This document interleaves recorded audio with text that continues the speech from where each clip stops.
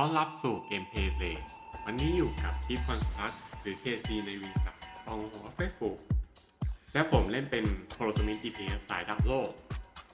KC เป็นบอสที่ยากพอตัวถ้าคนไม่สนใจทำแมคานิกกันแมคานิกหลักของบอสตัวนี้จะมีแอด2ตัวเล็งเพื่อน2คนแบบซุ่มต้องฆ่าแอดพวกนี้ในระยะที่ใกล้กับ KC เพื่อเปิดหลอด CC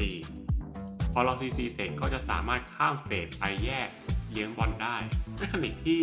สร้างร่างแยก2สีแดงขาวเนี่ยก็จะเกิดถ้าเรา CC บอสไม่ทันแต่พวกนี้จะสามารถทำให้เลนเราพังได้เช่นกันนอกจากว่าคนที่มีมาสีเดียวกันเนี่ยตามไปตีมันตายก่อนแต่ปกติแล้วเมคานิกนี้คนจะไม่สนใจทำกันหรือเมินไปเลยดังนั้นคนที่โดนแอดถึงหัวเนี่ยพยายามยืนใกล้ๆบอสเอาไว้ล่ะตอนแยกกันก็ต้องใช้อย่างน้อย2คนเพื่อยืนอยู่บนวงเขียวโรสมิมีสกิลกระโดดที่เยอะดังนั้นใช้มันเพื่อโดดหาวงเขียวที่คนไม่เต็มด้วยการเล่นเป็นสายดาบจะเล่นสกิลไรเฟิลเทเลนเป็นหลักอย่าเผลอเอาไปวางไว้เดี๋ยวมันจะบินโดนลูกบอลค่อยเอามาวางไว้ตรงกลางหลังจากที่บอลอยู่ห่างมากพอแล้วทีฮีทได้ระหว่างรอเพื่อนเล่นบอลไปถ้ากลุ่ม ETPS ที่สูงมากให้พีฮีทที่100เพื่อจะได้เบิร์ดในช่วงสั้นๆและแรงแต่ถ้า DPS กลุ่มไม่ได้สูงมากให้ P-Hit ที่50จะได้เล่นแบบ Full Opener ได้ Opener Rotation จะมีดาเมจที่แรงกว่า Looping Rotation เสมอดังนั้นทำบ่อยๆด้วย ถ้าเผลอพลาด Overheat ในช่วงที่เปลี่ยนเฟสก็ไม่เป็นไรปล่อยมันไปเลย ช่วงเฟสเก็บลูกบอลเนี่ยผมมีปัญหาเรื่องปิงที่สูงถ้าปิงเยอะขนาดนี้ควรจะเดินตัดหน้าลูกบอลแทนการเดินสเต็ปข้างเพื่อไปเก็บบอลจะไม่ได้รับบอล 100% นอกจากว่าเราจะเดินไปล่วงหน้าเพื่อดักทางถ้าเลือดเราน้อยให้ไปยืนตรงกลางเพื่อให้ฮีลเลอร์จะได้ฮีลง่ายขึ้นถ้าดูอีกเอาวอเตอร์สปิริตมาให้กดโจมตีปกติใส่บอสเพื่อฮีลตัวเองได้ช่วงเฟสนี้จะมีเวลาที่แน่นอนประมาณสัก30วินาทีดังนั้นอย่าลืม P-Hit ให้เรียบร้อยด้วยก่อนที่จะหมุนสกิลการโจมตีแบบโคมพิซซ่าเนี่ยจะไม่ค่อยเจ็บมากแต่ LE ใต้ตัวบอสนั้นแรงมากๆดังนั้นยืนให้ห่างแล้วทำ DPS ที่ระยะไกลถึงพอดีด้วยหลังจากโคมพิซซ่าเสร็จอย่าลืมเก็บป้อมย้ายที่ด้วยแต่ถ้ามันไม่ได้ย้ายไกลมากก็ไม่ต้องเก็บปล่อยมันวางไว้จะได้ทำ DPS ต่อได้สายดาบปืนสั้นจะมี DPS ที่สูงกว่าทั่วไปแต่ถ้าเพื่อนต้องการ CC จริงๆให้เปลี่ยนปืนสั้นเป็นโล่แทนจะดีกว่าเพราะตอนเหมือนสกิลเราก็ไม่ต้องกดสกิลโล่เลยเพราะว่าเราโล่มาทำ CC เท่านั้น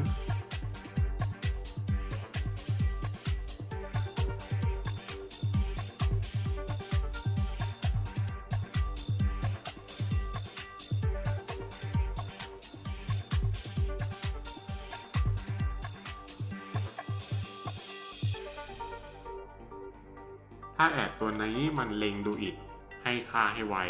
เพราะตอนที่เลี้ยงบอลอยู่เนี่ยดูอิดอาจจะลากไปผสมรวมร่างกับแอดหนึ่งตัวได้ด้วยปกติเวลาเล่นบอลเนี่ยจะฮิวเพื่อนไม่ได้ดังนั้นให้ระวังตัวเองไว้ด้วย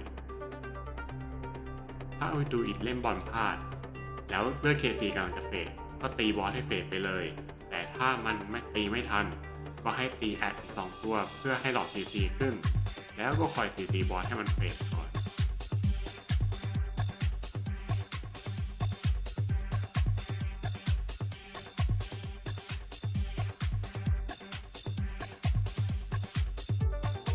AD เป็นสกิลที่กันตายดีมากๆสำหรับเอนจิเนียร์ถ้าเผลอเดินเข้าไปในตัวบอสก็อย่าลืมกดไว้ล่ะ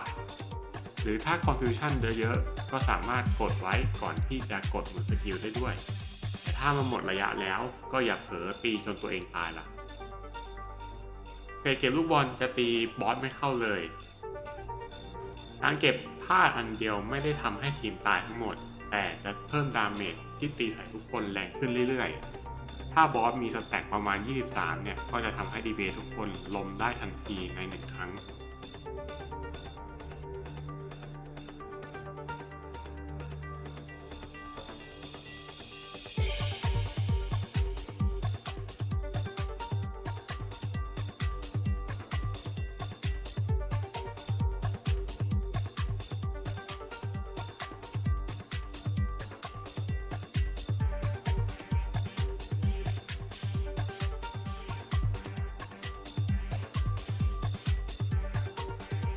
ถ้าแอดเล็งหัวอยู่ให้พยายามปีนอยู่บนแท้ง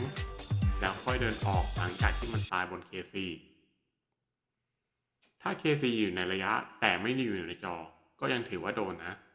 ตราบใดที่มันไม่ได้ระเบิดนอกระยะที่ KC อยู่หายไป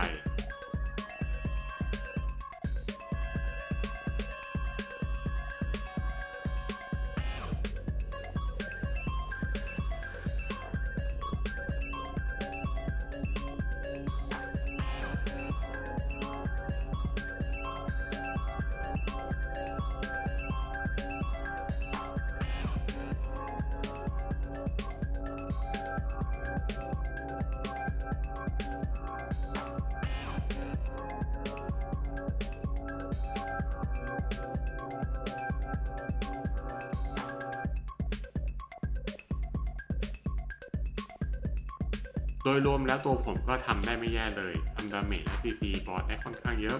ต่อให้เป็นดาบโล่แทนที่จะเป็นดาบปืนสั้นป้อมที่วางไว้ก็ไม่ได้กวนคนเล่นบอลตอนโอเวอร์ฮีก็ทำแค่ตอนที่บอสจะเฟดเท่านั้นกลุ่มที่เล่นด้วยกันนี้เป็นกลุ่มจาก LFT อาจจะสงสัยว่าทำไมผมไม่ได้ที่1 DPS ทั้งที่ผมก็ไม่ได้เล่นแย่เลยก็นะมันขึ้นอยู่กับว่าสควอตเราจัดได้ดีขนาดไหนด้วยเพราะบูนและบัฟเสริมพลังเนี่ยก็เป็นหนึ่งในปัจจัยหลักของ DPS Power Holosmith เนี่ยควรจะมี Assassin Defense มากกว่า Supporter เพราะว่าการ์ดนี้มี Critical Chance ที่สูงมากอยู่แล้ว ถ้าดูอีกต้องเล่นบอลเนี่ยแล้วเล่นไม่ชำนาญการพีปูนจะทำได้ไม่ดีเพราะดูอีกต้องเลี้ยงบอลแล้วต้องปล่อยบอลให้เป็นไม่งั้นเขาจะมาพีปูนให้เราไม่ทันการพีปูนจำเป็นอย่างมากเพื่อให้ DPS ไม่เสียโรเตชันและรักษาระดับ DPS เอาไว้ในช่วงเบิร์นเฟส KC มีเมคานิกที่ไม่เยอะมากแต่หลายๆอันก็ถล่มให้ตายทั้งปีได้เลยแต่นั้นเป็น DPS ก็ต้องทำเมคานิกด้วยเป็น DPS และไม่สนใจชุบเพื่อนที่ล้มอยู่แต่ก็อย่าเมินเมคานิกบอสล่ะขอบคุณที่รับชมฝากกดติดตามไว้ด้วยถ้าสนใจเลดคีย์วอร์ด2 อีกผมก็พูดได้อิสระแล้วช่วงนี้อาจจะลงคลิปเป็น2 ภาษาทั้งไทยทั้งภาษาอังกฤษแต่คลิปทั้ง2 อันก็จะมีแคปชั่นทั้ง2 ภาษาตามเคยเชิญรับชมได้การตามสบายสามารถทิ้งคอมเมนต์หรือคำถามไว้ใต้คลิปได้เลยครับ